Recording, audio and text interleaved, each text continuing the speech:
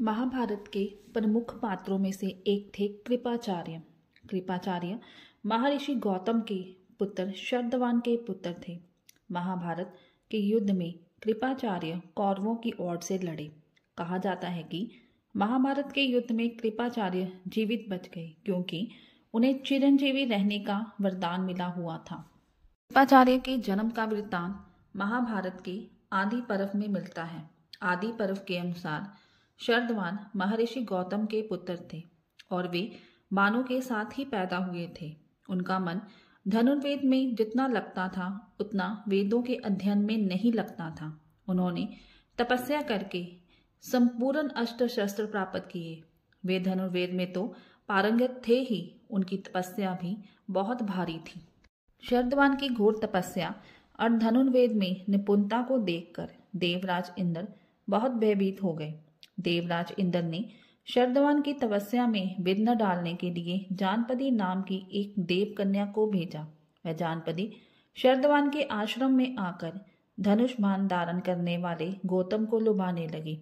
शरदवान ने एक वस्त्र धारण करने वाली उस अप्सरा को वन में देखा। संसार में उसकी सुंदरता की तुलना कहीं भी नहीं थी। उसे देखकर शरदवान के नेत्र प्रसन्नता से खिल उठे। के हाथों से धनुष और बाण छूटकर पृथ्वी पर गिर पड़े तथा उसकी ओर देखने से उनका शरीर कांपने लगा। शरदवान ज्ञान में बहुत बड़े चढ़े थे और उनमें तपस्या की भी प्रबल शक्ति थी। अतः वे मुनि अत्यंत धीरता पूर्वक अपनी मर्यादा में स्थित रहे। मुनि धनुष बाण सहित काला मृगचर्म व आश्रम और वह अप्सरा सबको छोड़कर वहां से चले गए। लेकिन कुछ समय के लिए उनके मन में विकार आया, इसलिए उनका वीर्य सरकंडे समुदाय पर गिर पड़ा। क्योंकि उनका वीर्य सरकंडे पर गिरा था, इसलिए वह दो भागों में बट गया। गौतम नंदन शरदवान के उसी वीर्य से एक पुत्र और एक कन्या की उत्पत्ति हुई। उस दिन देव इच्छा से राजा शांतनु वन में शिकार खेलने गए हुए थे। उनके किसी सैनिक ने वन में उन युगल संतानों को देखा। बाण सहित धनुष और काला मृगचर्म देखकर उसने ये जान लिया कि ये दोनों किसी धनुर्वेद पारंगत विद्वान की संतानें हैं। ऐसे निश्चय होने पर उसने राजा को दोनों बच्चों को और बाण सहित धनुष दिखाया। राजा उन्हें देखते ही कृपा के वशीभूत हो गए और उन दोनों को अपने साथ राजमहल ले आए। वे किसी के पूछने पर उनका यही परिचय देते कि वे दोनों मेरी संतानें हैं। शांतनु ने शरदवान के उन दोनों बच्चों का पालन पोषण किया और यथा समय उन्हें सब संस्कारों से संपन्न किया।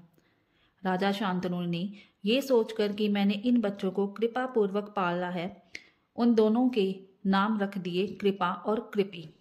भी उस आश्रम से कहीं और जाकर धनुर्वेद के अभ्यास में तत्पर रहने लगे। राजा शांतनु के द्वारा पाली हुई अपनी दोनों संतानों का हाल शरदवान ने अपने तपोबल से जान लिया और वहां गुप्त रूप से आकर अपने पुत्र को गोत्र आदि सब बातों का पूरा परिचय दे दिया। इससे कृप थोड़े ही समय में धनुर्वेद के उत्कृष्ट आचार्य हो गए।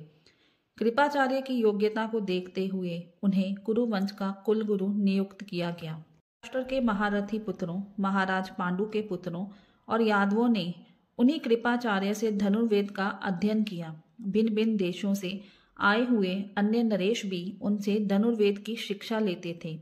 इसी के साथ ही उन्हें कृपाचार्य के नाम से ख्याति प्राप्त हुई।